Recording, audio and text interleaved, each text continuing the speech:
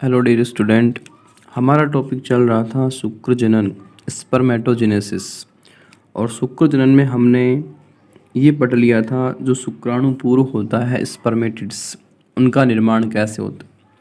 क्योंकि शुक्र जनन की क्रिया जो है वो 2 चरणों में होती है। नंबर 1 स्पर्मेटिड्स का निर्माण, स्पर्मेटिड्स का निर्माण। उसके बाद में जो दूसरा था अपना वो था शुक्र कायांतरण, स्पर्मियोजेनेसिस, स्पर्मियोजेनेसिस यानी कि शुक्र कायांतरण, शुक्र कायांतरण। और पहला चरण हमने पढ़ लिया था जो स्पर्मेटिड्स का निर्माण जो होता है, ये हमने पढ़ लिया था। इसमें 3 चरण होती हैं, 3 फेज होती हैं। एक थी अपनी गुणन प्रावस्था, एक थी वृद्धि प्रावस्था और एक थी परिपक्वन प्रावस्था। और लास्ट में हमने ये पढ़ लिया था वो स्पर्मेटिड्स जो होते हैं उनका निर्माण कैसे होता है। आज हम पढ़ेंगे नंबर 2 पे शुक्र कायांतरण, स्पर्मियोजेनेसिस। मतलब कि जो स्पर्मेटिड्स होते हैं इनसे शुक्राणु का निर्माण, जो स्पर्मेटिड्स थे वो गोलाकार थे और उनसे जो चम्मचाकार आकार के जो थे, चम्मच की आकृति की, इनका निर्माण करना था। मतलब कि ये तो हो गए स्पर्मेटिड्स, स्पर्मेटिड, और ये हो गए स्पर्म। तो शुक्र कायांतरण क्या होता है? स्पर्मेटिड से स्पर्म का निर्माण, ये कहलाता है शुक्र कायांतरण। और शुक्र कायांतरण के दौरान जो स्पर्म बनते हैं वो गतिशील होते हैं और सक्रिय होते हैं। स्पर्मेटिड्स अगतिशील थे और बिल्कुल निष्क्रिय थे, लेकिन शुक्राणु कैसे हैं? गतिशील हैं और चल हैं, मतलब कि सक्रिय हैं। तो यहाँ पर बना है अपना शुक्राणु। तो हम बात कर लेते हैं अब शुक्राणु की संरचना की। शुक्राणु की संरचना की जब हम बात करते हैं तो शुक्राणु में 3 भाग होते हैं। शुक्राणु की संरचना में नंबर 1 पर यह एक्रोसोम, नंबर 1 पर ये पूरा का पूरा हेड, शीर्ष भाग। नंबर 2 पर आता है मध्य भाग, मिडिल पार्ट। और नंबर 3 पर अपना आता है टेल वाला पार्ट। तो इसके टोटल 3 भाग होते हैं, एक तो शीर्ष भाग, एक मध्य भाग और एक पुच्छ। शीर्ष भाग जो है इसके 2 भाग होते हैं, एक्रोसोम और केंद्रक। तो पहले नंबर पर आता है अपना ये एक्रोसोम, जो केंद्रक के ऊपर टोपीनुमा संरचना में होता है। तो नंबर 1 पर अपना आता है एक्रोसोम। एक्रोसोम का निर्माण कैसे होता है? देखो, जो एक्रोसोम होता है इसका निर्माण हमने पढ़ा था गोल्जी काय के कार्य में। गोल्जी काय का एक कार्य होता है कि जो गोल्जी काय में जो एक्रोसोमल कणिकाएं होती हैं वो धीरे धीरे जमा होने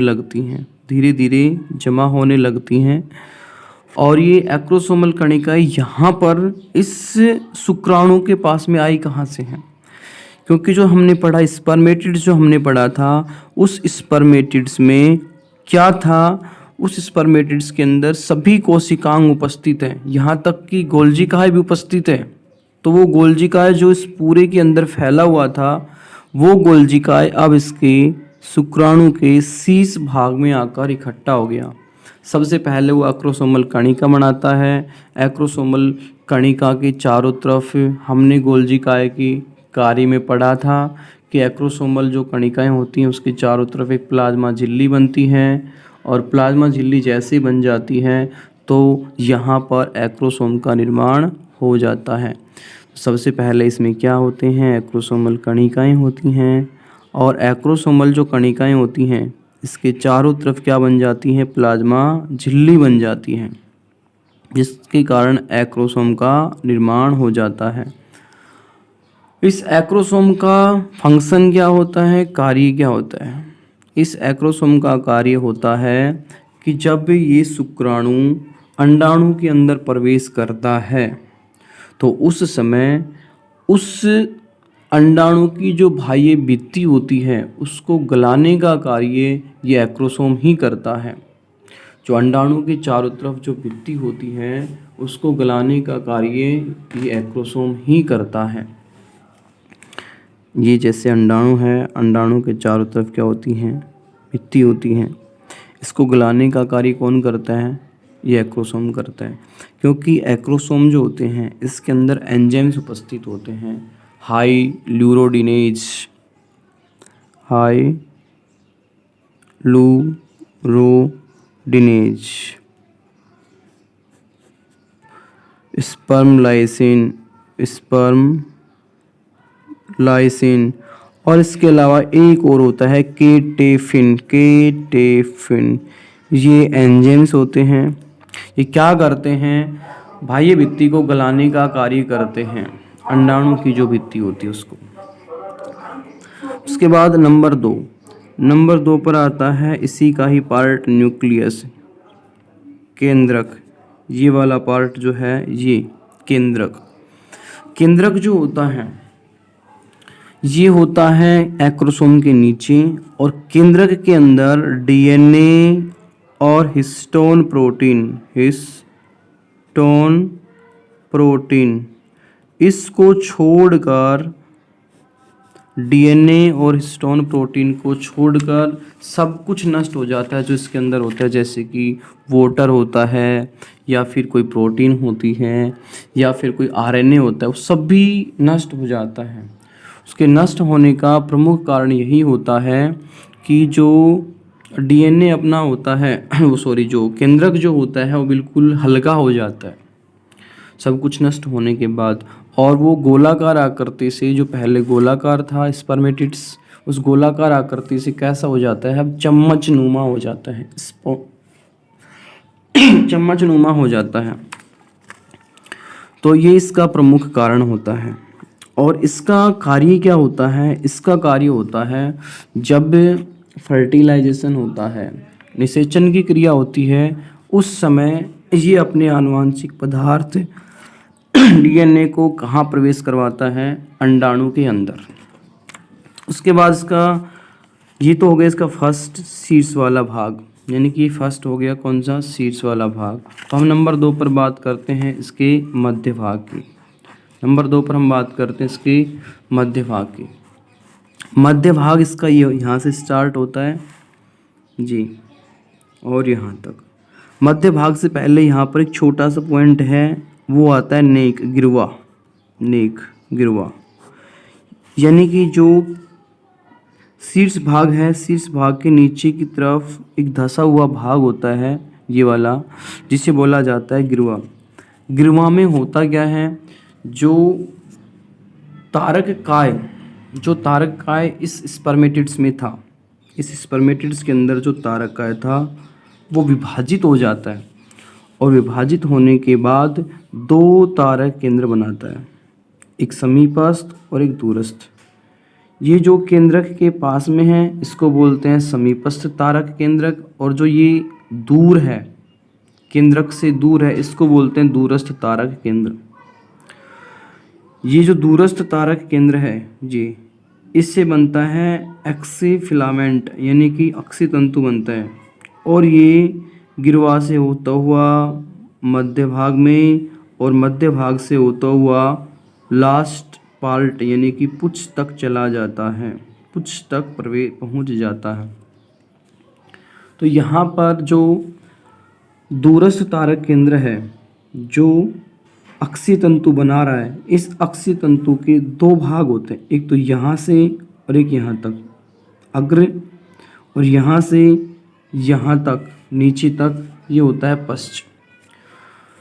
जो अग्र अक्षीय तंतु है इसके चारों तरफ माइटोकॉन्ड्रिया जो हैं वो जमा होने लगते हैं सर्पिल रूप से, माइटोकॉन्ड्रिया सर्पिल रूप से जमा होने लगते हैं, जिसे बोला जाता है निवेनकरण। माइटोकॉन्ड्रिया का सर्पिल रूप से मध्य भाग में अक्षीय तंतु के चारों ओर व्यवस्थित होना क्या कहलाता है, निवेनकरण। इसके अलावा मध्य भाग का जो कोशिका द्रव होता है वो लगभग नष्ट हो जाता है, लेकिन जो बचता है वो इसकी परिधि की तरफ वो उसकी परिधि की तरफ जमा होने लग जाता है, तो इसे बोला जाता है मेनचेट। इसे कहा जाता है मेनचेट। इस मध्य भाग का मिडिल जो पार्ट है, इसका प्रमुख कार्य होता है जब ये शुक्राणु अंडाणु के अंदर प्रवेश करता है तो उस समय उसको जो आवश्यक ऊर्जा होती है वो यही निवेनीकरण यानी कि मध्य भाग ही देता है। जो मध्य भाग में जो निवेनीकरण है यह उसको ऊर्जा देने का काम करता है। ठीक है, उसके बाद मध्य भाग के बाद हम नंबर 3 पर पढ़ते हैं पुच्छ।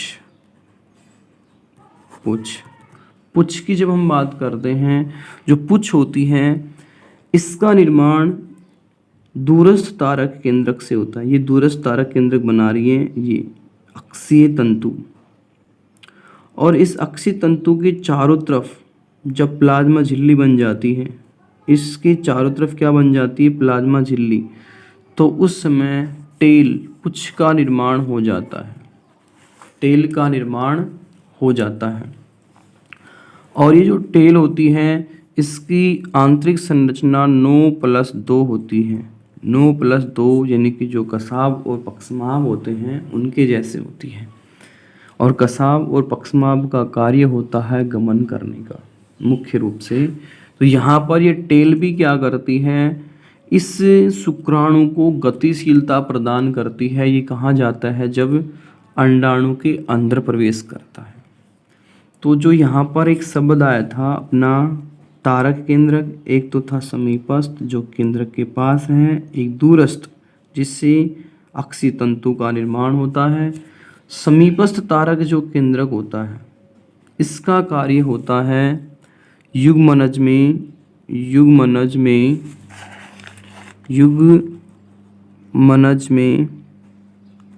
विदलन को प्रेरित करना। मतलब विदलन क्या होता है, युग्मनज में होने वाले प्रारंभिक समसूत्री विभाजन, उसको प्रेरित कौन करता है, ये समीपस्थ तारक केंद्र ही करता है। और जो दूरस्थ तारक केंद्रक होता है इससे बनता है अक्षीय तंतु। और ये अक्षीय तंतु जो होता है इसके चारों तरफ जब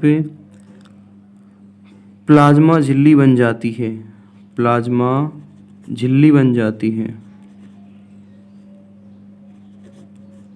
तो ये पुच्छ का निर्माण कर लेती है। तो यहाँ पर प्रमुख रूप से कार्य क्या है इस एक्रोसोम का।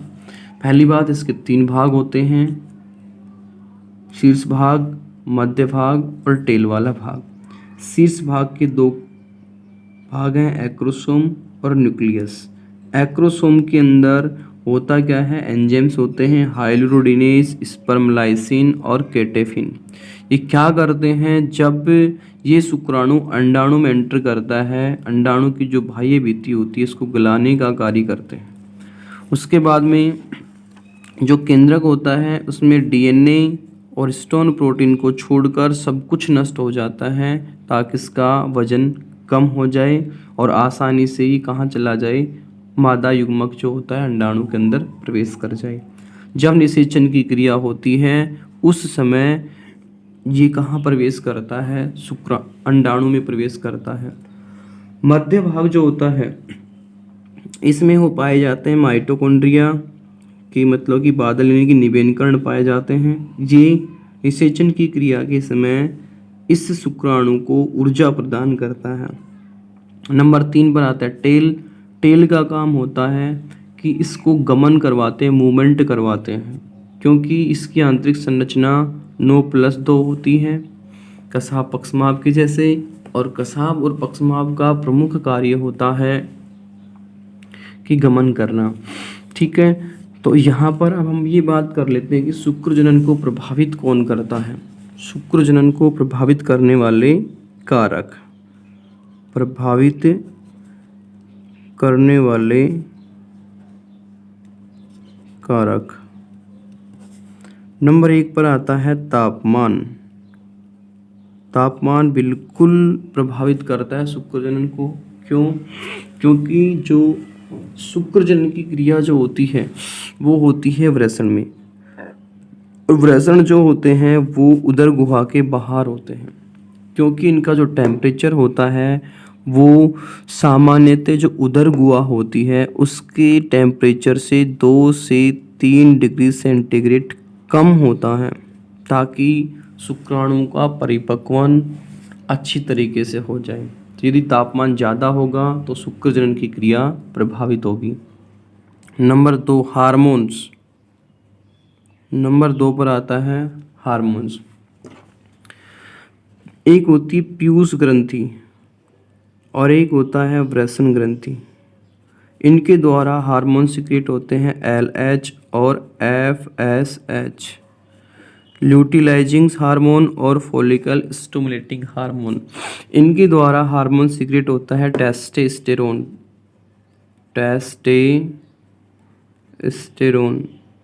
ये क्या करता है? शुक्र जनन की क्रिया को प्रेरित करता है। उसके अलावा एक होता है जैसे कि विटामिन ए, कुछ विटामिन्स भी होती हैं, विटामिन ए और विटामिन बी, ये भी शुक्र जनन की क्रिया को प्रभावित करते हैं। ठीक है। इसके बाद हम एक बात और बताते हैं कि अलग अलग जाति के जीवों में शुक्राणु जो होता है उनकी जो संरचना होती है वो अलग अलग होती है। जैसे कि मानव के अंदर, मनुष्य के अंदर तो होती है चम्मच के रूप में। उसी प्रकार से जैसे कि उपास्थल जो मछली होती हैं, उपास्थल मछली, उसमें ये जो होता है वो गोलाकार होता है, गोलाकार। उपास्थल के बाद में आता है अस्थिल। उपास्थल का मतलब जिसमें हड्डियां नहीं होती, अस्थिल का मतलब जिसमें हड्डियां होती हैं।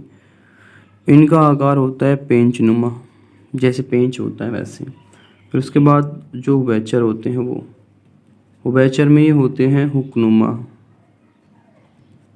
चूहा जो होता है उसमें होते हैं ये भालाकार,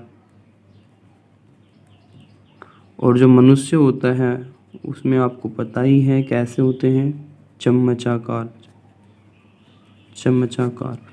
तो ये अपना टॉपिक था शुक्र जनन और शुक्र जनन को प्रभावित करने वाले कारक।